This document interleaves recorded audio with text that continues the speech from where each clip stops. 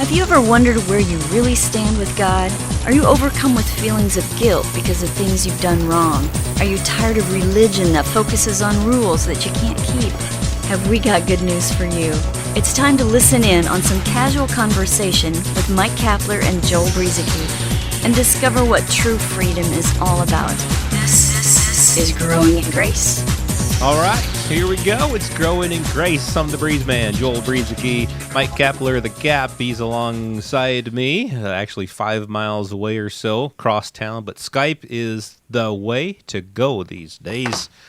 And so that's what we're doing here in order to get these Growing in Grace podcasts out and around the world to you and to whoever you would care to share it with. And we do thank you for sharing the podcast. All of our past podcasts can be found at growingingrace.org. You can pick and choose which ones you want to listen to, as opposed to, if you were to be keeping the law, you can't pick and choose which laws you want to keep. You have to keep them all, right, Cap? That's what we're all about. That's what the Bible tells us. I mean, let's talk about this thing, Joel, because, there's this whole concern out there amongst the legalistic community about hypergrace. That's the term that they've given to it, and there's, even books out there on it now. And in one particular book, our humble little podcast was mentioned, you and I by name, in the appendix of a certain chapter in the Hypergrace book. And what the Hypergrace book basically is it's largely a legalistic book and denounces a lot of grace ministries and teachers who have focused more on a gospel of grace than on a gospel of works. A gospel of works is not good news, which is what gospel means. So kind of an oxymoron there. But, so we've got this going on where somebody mentioned us by name in a chapter in their book, and the chapter was referring to something that I'm very passionate about, and that is the words of Jesus. It's just unfortunate that sometimes people don't give you a chance to respond, because it's real easy to criticize other people and take a little snippet of something they said, and this isn't what happened with us. But I'm just making a general statement here. It's easy to criticize others, taking an entire book that they wrote and giving somebody a few sentences out of that book, and trying to apply it to a certain context. And he's doing that with a lot of Christian authors and ministers out there.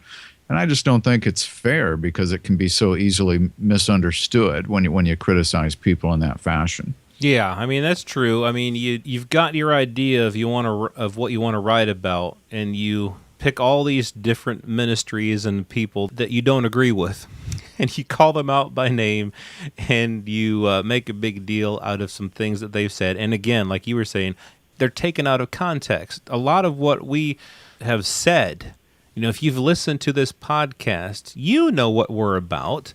You know that we love the words of Jesus. We don't negate anything that Jesus said. But yet we were kind of lumped in with people who are, quote, running from the words of Jesus. And so we're here, something that we're going to try to do today is explain why we're not running from the words of Jesus. We're looking at them in context, what we believe is a proper context to look at the words of Jesus.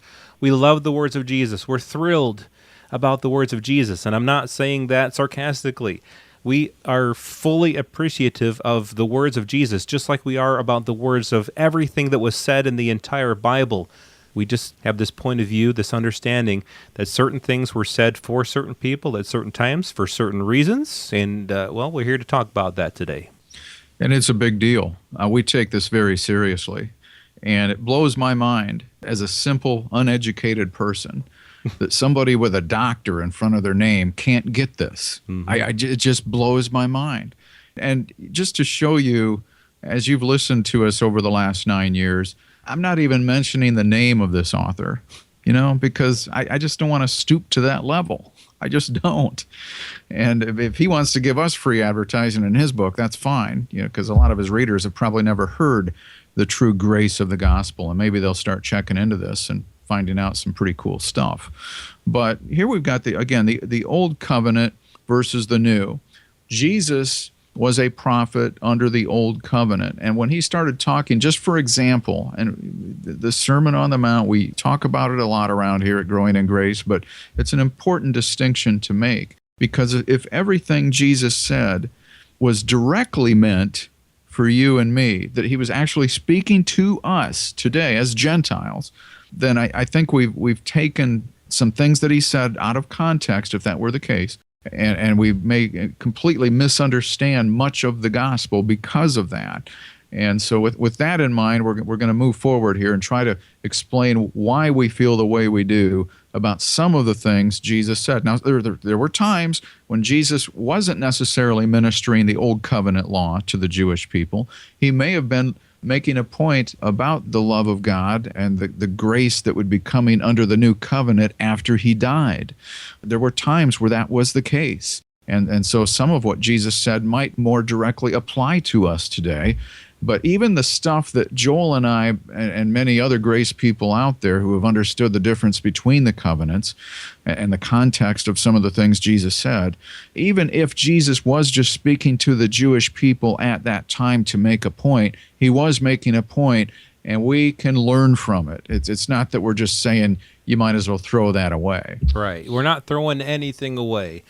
I want to reiterate that as much as we can. We're not throwing the words of Jesus away any more than we're throwing away the words of Leviticus, which makes me think about something that, like, when I first started this podcast, I wasn't planning on going this way, but I thought, you got to keep, I was jokingly saying, you've got to keep all of the laws of God.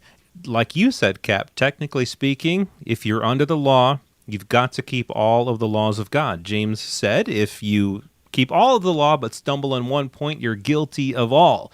And there are 613 laws in the Old Covenant, including, and this is something that, people who say, well, you're just throwing away the words of Jesus. Well, how about this? Do you keep this one? Do you keep the law that says that you can't eat lobster?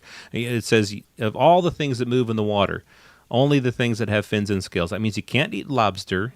You can't eat crabs. You can't eat any of this other stuff. You can't eat shellfish. Do you eat these things? Do you think it's okay to eat these things? Well, then you're running from the words of God, because God said that. God said those things. God said you can't eat pigs. You can't eat bacon. You can't eat ham. You can't eat pork. God said that. God said that you can't eat those things. And so if you eat pork or if you eat bacon, you're running from the words of God. Well, now I'm being sarcastic because we're not running from the words of Jesus any more than you're running from the words of God. We're looking at all of this in the proper context. Jesus indeed did say some things where he ministered the old covenants, trying to help people to see that you think that you can find your righteousness in keeping the law. Well, here, you understand it's against the law to commit adultery, but I tell you that if you even look at a woman with lust, you've committed adultery in your heart. And so what he's doing there is he's magnifying what the law said. People were thinking, all right, I haven't physically committed the act, but he's making people think, you know what? In my heart, adultery is right there. And so the point wasn't to make people think that, oh my goodness, every time that I look at somebody with lust, I'm breaking the law, and oh, wretched me. He's trying to point them to himself as the one who took away their sin. And so there's so much more that could be said about that, but I'll pass it back to you, Kat. Well, yeah, in that same sermon, he's talking about, well, let me just give you a quick statement. You shall be perfect as your Father in heaven is perfect. Are you going to live up to that one? What was Jesus trying to do with those Jewish people? Again, remember, we're transitioning from an old covenant law that these folks had been under for centuries, and we're getting ready, not there yet, but getting ready as the death of Jesus Christ approaches for a new covenant established upon replacing the old, not adding to the old, but something that was completely replacing the old covenant. You brought up some good points there, Joel. I wish I could just run with some of them. But legalism, whether you're a Pharisee living a couple of thousand years ago or a Christian legalist today, like you mentioned, all those dietary laws, of which you only mentioned a few. There were many, many, many, many more. But we pick and choose when we're legalists. That's what legalists do. They pick and choose, or they change the rules on what's acceptable and what is not. The Pharisees and the doctors of the law back in Jesus' day and before that, they also did the same thing. That's why Jesus was so frustrated with them, and he would call them out on it from time to time, saying that you are ignorant of this and that and the other thing about the law. And so they would jump on people for doing a good deed on the Sabbath, but they themselves would go out and get a lost lamb, that escaped from their pen.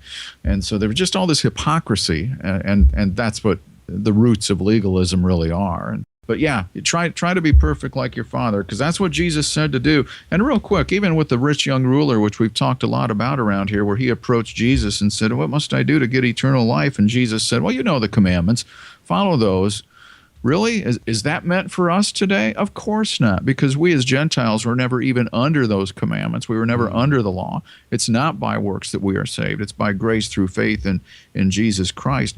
When the young man said, "Well, I've kept all those things since my youth," Jesus said, "Oh, well, you lack something else. Sell whatever you've got and give it to the poor."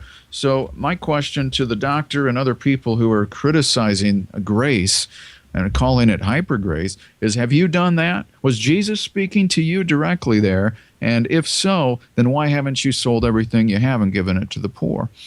We could go on and on here. Definitely, because, going back to the example I used from Leviticus, you mentioned that I had mentioned a couple of dietary laws, and so someone might say, well, Jesus did away with that, God did away with that in his vision to Peter. Well, how about this in Leviticus? These things are unclean to you: the mole, the mouse, the large lizard, the gecko, the monitor lizard, and so on and so forth. Whoever touches them when they are dead shall be unclean until evening. Well, what teenage kid who has had a pet lizard or a pet whatever, are we not following God, when we do that? Or there's verses in there that talk about you shall not sow mixed seed into a field. And all of these, you shall not wear clothes of mixed linen. Okay, so if you're wearing clothes of mixed linen, are you running from the words of God? No, you're just understanding that we're not under that anymore. And so what we're saying here is that the words of Jesus, there are certain things that he said where he was ministering that covenant to people. That's what they were under, and so that's what he was ministering to them for the very purpose of showing them that they cannot attain or maintain righteousness through that. So we're not running from the words of Jesus. We're not running from them. We're just looking at them in what we believe is a proper context. And so, people out there, you don't have to agree with us. It's cool. We understand.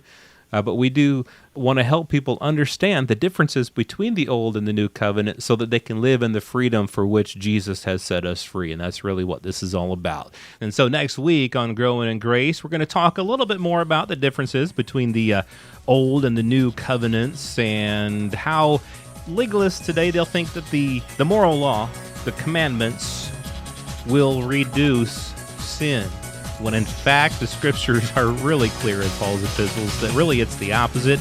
Through the law, sin increased. And so, what is the remedy for sin if it's not following the moral code? Of course, it's grace, and we'll talk about that next week right here on Growing in Grace at growingingrace.org. This has been Growing in Grace with Mike Kapler and Joel Brizicki, heard online through various internet sources around the world each week. To access hundreds of past programs, visit graceroots.org. Share it with a friend and listen again next week for more Growing in Grace.